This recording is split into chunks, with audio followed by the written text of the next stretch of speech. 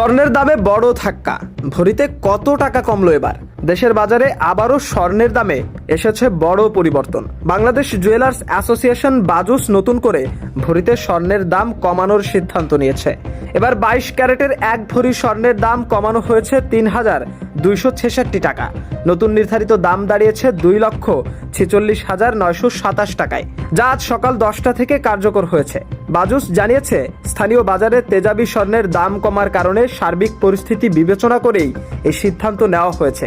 নতুন দামের তালিকা অনুযায়ী 21 ক্যারেটের স্বর্ণের দাম ভরিতে 2,35,671 টাকা, 18 ক্যারেটের স্বর্ণের দাম 2,20,020 টাকা আর সনাতন পদ্ধতির স্বর্ণের দাম নির্ধারণ করা হয়েছে 1,64,521 টাকা।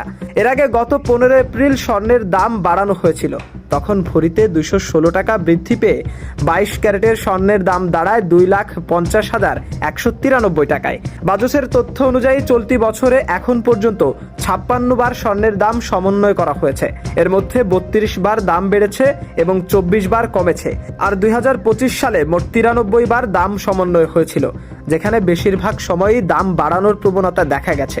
সব মিলিয়ে বাজারে স্বর্ণের দামের এই ওঠানামা এখন সাধারণ মানুষের পাশাপাশি ব্যবসায়ীদের মাঝেও তৈরি করছে নতুন অস্থিরতা। মাশরাফি, আজকের নিশানা।